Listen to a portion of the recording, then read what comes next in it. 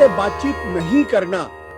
कोई रास्ता है? भाई अटल बिहारी वाजपेयी ने कोशिश की, मुशर्रफ से बातचीत की कोशिश उन्होंने की, देखिए जब करगिल वॉर के बाद भी उन्होंने की थी, संसद पर हमले के बाद भी की थी, या मनमोहन सिंह ने भी उस दिशा में कोशिश की थी।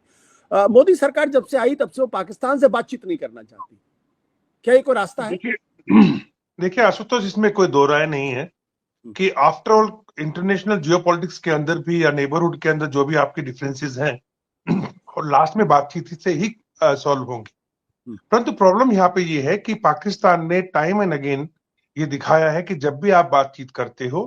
तो वो सिंसियर नहीं होते और वो उसके पीछे से कुछ ना कुछ आपकी पीठ में खंजर घोंपते हैं, चाहे वो अटल बिहारी वाजपेयी के टाइम पे हुआ या पहले हुआ। अब मैं इतनी नॉलेज तो नहीं रखता पॉलिटिक्स की, लेकिन थोड़ा बहुत जो नॉलेज रखता हूँ क्योंकि काफी सर्विंग किया है कश्मीर के अंदर, लोग यार दोस्त भी वहां पे हैं।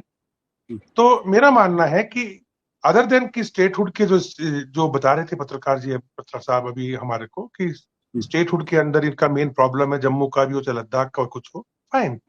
लेकिन कश्मीर घाटी के अंदर हम लोगों ने इस इलेक्शन में भी कुछ चीजें बहुत खराब की हैं। कश्मीर घाटी में चाहे वो महबूबा मुफ्ती जी हो, चाहे वो उमर अब्दुल्ला जी हो, चाहे वो राशिद इंजीनियर हो, अगर जितने भी पत्रकार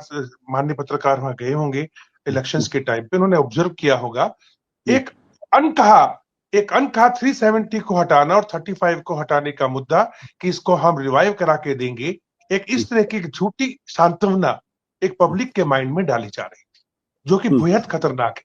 क्योंकि मैं ये नहीं कह रहा कि उनको मिलना नहीं चाहिए, सॉरी, डोंट मिसअंडरस्टैंड मी, लेकिन जो सिचुएशन है प्रैक्टिकल आज की तारीख में, जहां तक सुप्रीम कोर्ट भी इन्वॉल्व हो चुका हो और आशुतोष जी जितने भी गणमान्य लोग हैं वो जानते हैं कि ये अभी काफी इम्पॉसिबल सा हो गया है। ऐसे में पब्लिक के अंदर ये परसेप्शन देना इलेक्शंस के पॉइंट ऑफ व्यू से या वोट्स के लिए, और इन सबने किया, घाटी के अंदर ये हुआ है। और घाटी के अंदर जो हमारे को जान पहचान के लोग जो कभी हमारे साथ जब मैं ऑपरेशन करता था तो उनसे जान पहचान रहती थी, आज भी टच में है, उन्होंने ये बताया कि सर यहाँ पे हर आदमी सिर्फ एक ही चीज के लिए वोट दे रहा था कि भाई हमें 370 और 35 वापस ला के दिया जाएगा। ये एक वादा सा किया जा रहा था, लेकिन कहा नहीं जा रहा था माइक के ऊपर, भर्त्सना की जा रही थी थोड़ी बहुत उस एक्शन की जो हुई है। और ये जो घाटी के अंदर माहौल बैठाया गया है, ये माहौल आने वाले टाइम पे ना सिर्फ इन पार्टियों को, चाहे वो उमर अब्दुल्ला जी की पार्टी हो या खैर महबूबा मुफ्ती का तो आपने देखा ही क्या हाल हो गया है, आने वाले टाइम पे ये उनके खिलाफ भी जाएगा। लेकिन ये खिलाफ एक जो एटमॉस्फेयर क्रिएट हो रहा है, इसको टैकल करना मैं समझता हूं with whatever humble knowledge I have got about politics, ये बहुत मुश्किल हो जाएगा आने वाले टाइम के अंदर। और रही बात, जैसे कि अभी बताया गया कि जब भी आपके वीक पॉइंट्स होंगे, आपका दुश्मन उसका फायदा उठाएगा।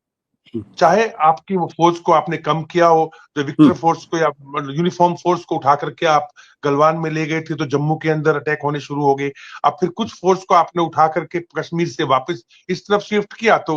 वहां पे भी गैप आने शुरू हो गए। अब फोर्स की कमी तो है हमारे पास में, आज की तारीख में भी फौज की कमी है, 2 लाख से ज्यादा फौज के अंदर सैनिक कम है, तो आप ड्यूटी तो उतनी करनी है हर जगह पे, तो सेना नहीं होगी तो काम कैसे करोगे?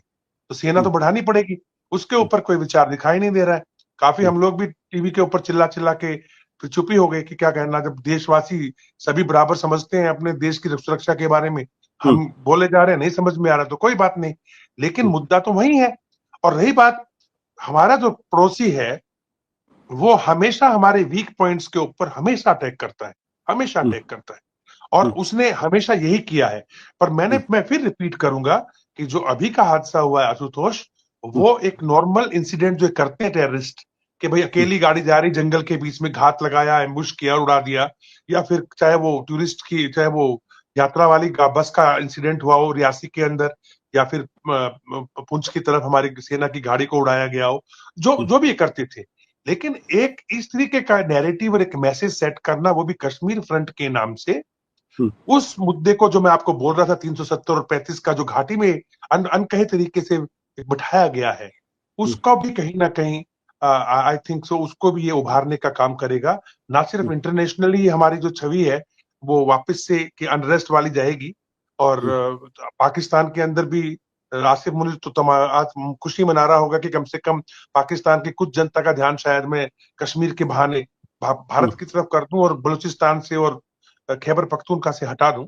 लेकिन जहां तक सवाल आज की सिचुएशन का है, yes there need to be done a lot in Kashmir. Kashmir के अंदर करना पड़ेगा, लोगों से संवाद करने पड़ेंगे, लोगों के साथ में जुड़ना पड़ेगा, क्योंकि आज की तारीख में जो मेरा मेरा मेरा वहां का थोड़ा बहुत स्टडी है आशुतोष, वो ये है, घाटी के लोग पाकिस्तान के साथ नहीं जाना चाहते।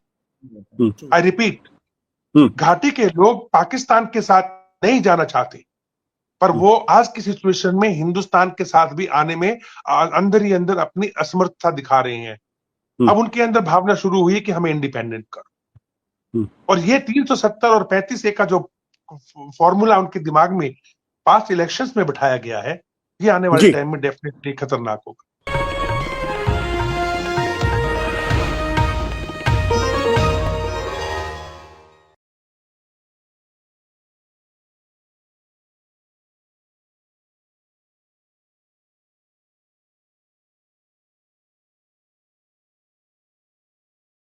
Copyright disclaimer under Section 107 of the Copyright Act 1976. Allowance is made for fair use for purposes such as criticism, comment, news reporting, scholarship, and research. Fair use is a use permitted by copyright statute that might otherwise be infringing.